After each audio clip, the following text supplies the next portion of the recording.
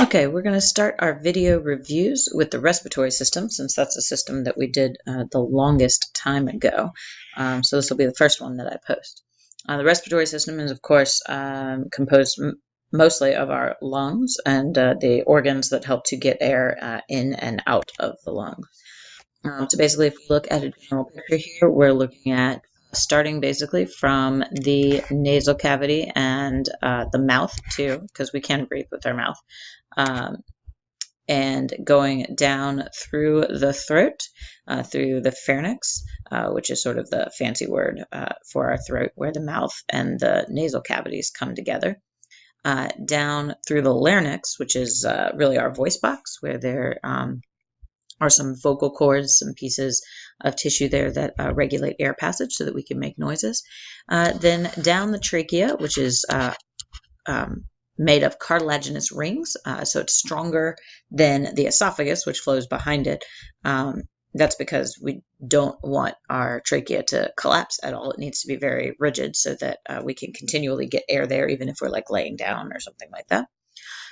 So it's a very strong cartilaginous ringed structure, which you will probably see in your pig when you dissect for your last day this week. You'll get a look at that cartilaginous structure. Then the trachea branches off into the bronchi, which are the sort of two main branches of the trachea that go into each side of the lungs. And you have two lungs, each composed of multiple lobes. You have two lobes on the left side, because that's where the heart sits. There's a little less room. And three lobes on the right side, because there's a little more space for pieces there. So those bronchi branch off, and then they each continue to branch, and that's what we have in this picture over here. They branch eventually into bronchioles, which are just small branches of the bronchi. And then those bronchioles will terminate in these alveoli, these little air sacs. And so those alveoli, they kind of look like little grapes. They're like little bags of air, and they're covered by capillaries because the circulatory system and the respiratory system work very closely together. So we see our blood vessels coming in, our veins and our arteries, and we see that those capillaries covering the alveoli. If we zoom in on those alveoli, we can see what they do at a closer level. So here are our little alveoli. This is where pulmonary gas exchange happens. So they get filled up with air through breathing, which is achieved by negative pressure. When the diaphragm goes down, that creates sort of an empty space, and so air from the outside rushes in. You don't have to suck air in when you breathe. You just have to relax that diaphragm, and air will naturally flow in because you create an area of low pressure. So the outside air is at a higher pressure, so it will enter your body. And then later, when we push up on our alveoli, the diaphragm comes up, and it exerts pressure on those alveoli, which pushes the air out, and that's how we breathe out.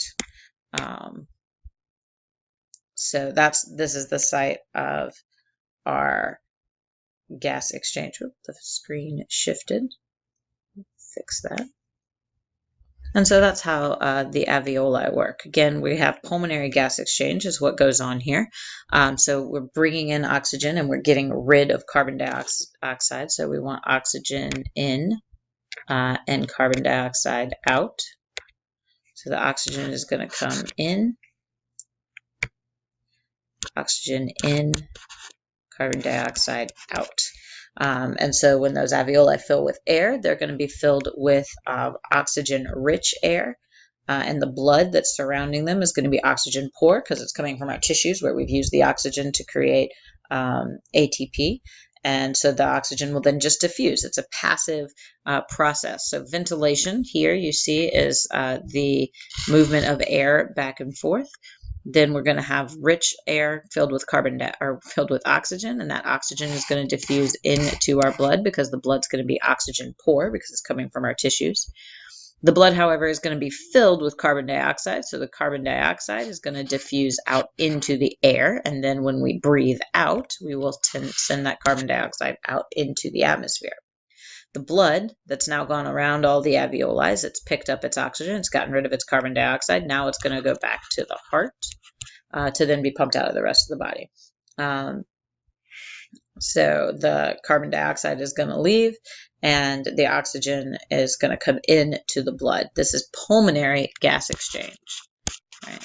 So this is the opposite of what happens in peripheral gas exchange, which is happening at the tissues, not in the lungs. A brief commercial. Remember what diffusion is. Diffusion is the flow of things from high concentration to low concentration. And the way that the body actually monitors this is by pH balance, because we don't actually have a way to measure the amount of carbon dioxide or oxygen in our body. We don't actively monitor how much oxygen is in our blood, but when there's lots of carbon dioxide, our blood becomes acidic. So we check the pH balance. So your body will actually tell you to breathe more when there's too much carbon dioxide in your blood, which is making your blood too acidic. So that's the important homeostasis that's being kept there. Here's just another good example of how diffusion happens, right? The carbon dioxide is coming out of the blood into the lungs. The oxygen is coming out of the air into the blood. Then will be carried around to the rest of the body. Now, peripheral gas exchange is the opposite, right? It's going to go through the heart, and the heart's going to pump the blood out to the rest of the body. It's going to be carried to all of the cells in our body. Every cell in our body needs that blood. And when it goes to those cells, it's going to drop off.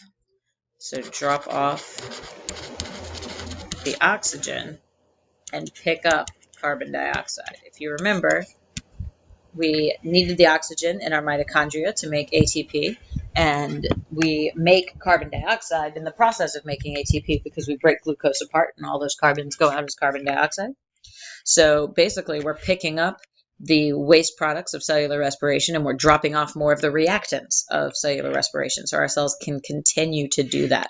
So peripheral gas exchange happens in the tissues, right? Any tissue in the body, the brain, your little toe, your liver, your heart muscle even actually needs to get oxygen because the muscle needs ATP in order to continue to beat. So there are actually arteries that come off of the aorta and then go feed the heart muscle itself. Those are the ones, by the way, that when they get blocked cause heart attacks because they cause a piece of the heart not to get the nutrients and the oxygen that they need, which causes it to die.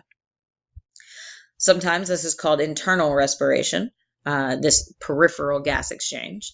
And that's here are your tissue cells, some cell, maybe a cell in your big toe, and it's making ATP. So it's using up oxygen, which means there's less oxygen inside the cell because it's using it, turning it into water through through doing cellular respiration. So the oxygen is going to continually diffuse into the tissues. And it's always making carbon dioxide. So there's lots of carbon dioxide in the cell and not a lot in the blood because we dropped it all off at the lungs. So that carbon dioxide is going to continually fuse into the blood. And then the blood's going to move and new blood will come with more oxygen. And so you have to continually move that blood because these cells are continually doing cellular respiration. The blood vessels break down into capillaries, which are really, really small tubes that are about 1 cell thick on the wall that allows this diffusion to happen. So definitely something you should be able to do is compare and contrast the different kinds of gas exchange, peripheral and pulmonary. Quick little bit about how we breathe, right? We already said the diaphragm is when it's relaxed, it's pushed up.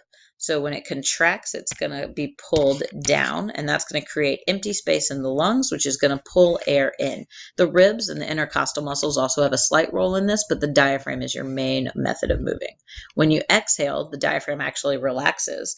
When it relaxes, it pulls up into the lungs, which pushes the air out. There are various ways in which you can breathe. Our normal everyday breath is called a tidal volume. So that's just sort of this on the graph right here. It's just, our normal everyday breath. We're just breathing when we're not thinking about breathing.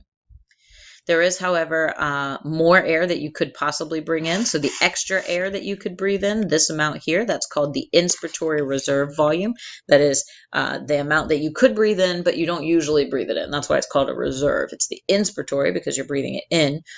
Reserve volume because it's the amount that you don't usually use, but it's there if you need it. So you can breathe in extra. If you're doing hard work and exercise, a lot of times you will start breathing more heavily. You'll get your regular breaths will get more up into that respiratory reserve because you need, or that inspiratory reserve, because you need more oxygen for your cells. You're also making more carbon dioxide, so your exhales are going to be bigger as well. So it would actually look more like, let's see if I can erase that.